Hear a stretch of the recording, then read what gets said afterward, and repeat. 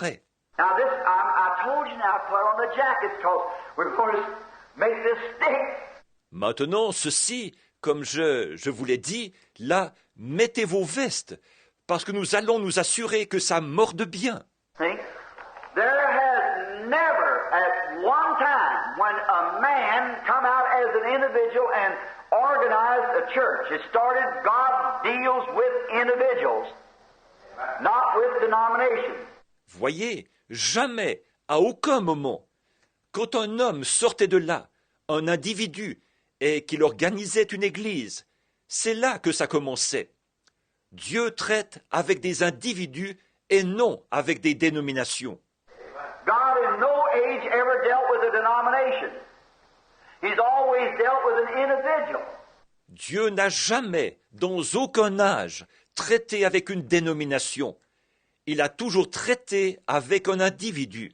In the Old Testament, he dealt with individuals. In the New Testament, he dealt with individuals. In any age, he's always dealt with individuals and not denominations. Dans l'Ancien Testament, il a traité avec des individus. Dans le Nouveau Testament, il a traité avec des individus. Dans tous les âges, il a toujours traité avec des individus et non avec des dénominations. So therefore, if God isn't in the denomination, what's the use of me having anything to do with it as a denomination? Et donc, si Dieu n'est pas dans les dénominations, ça me servirait à quoi d'avoir quoi que ce soit à faire avec elles, ces dénominations? Now, I'm not talking about the people in that denomination. I'm talking about the denomination itself. Because God's people's in all those denominations.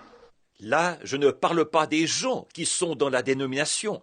Je parle de la dénomination elle-même, parce que le peuple de Dieu se trouve dans toutes ces dénominations. Now, God never lets anything happen unless He gives a warning to it.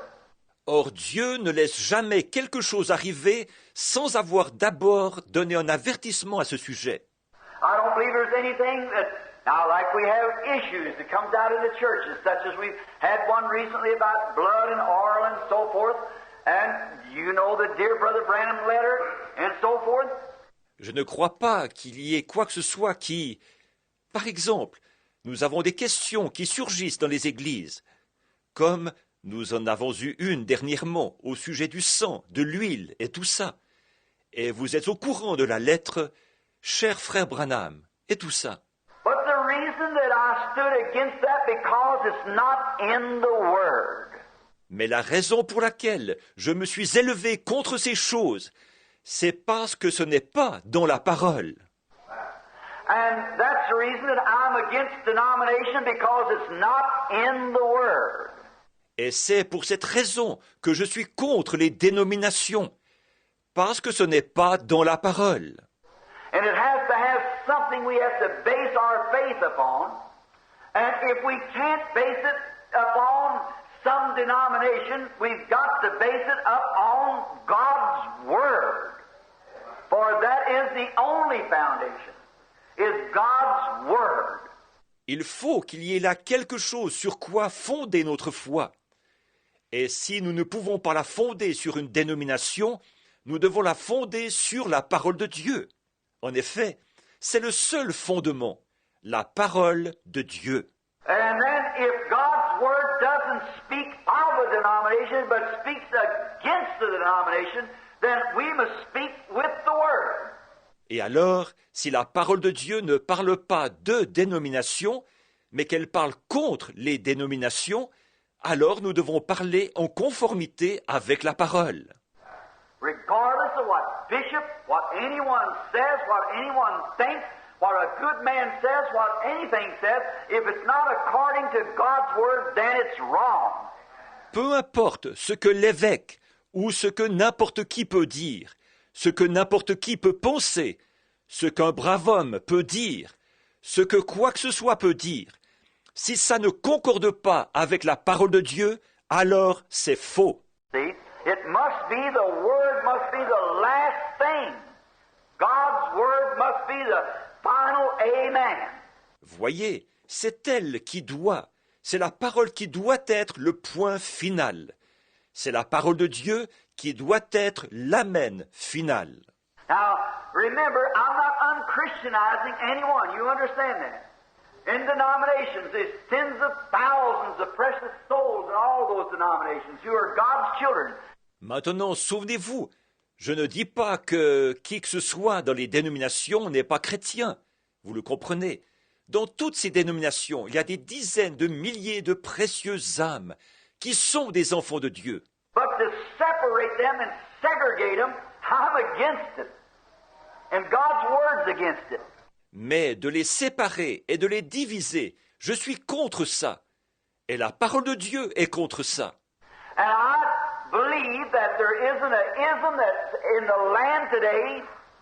There isn't an ism that's ever been in the land. But what? That it was foretold coming by God's word.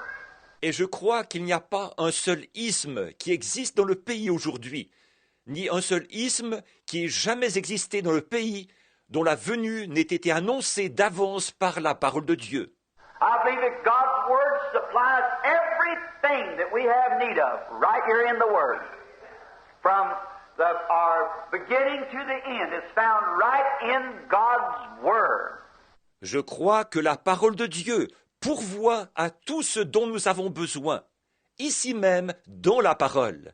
Du notre commencement jusqu'à la fin, tout ça se trouve ici, dans la parole de Dieu. And then I believe that if it's in God's word, then it foretells, and God's word is a warning.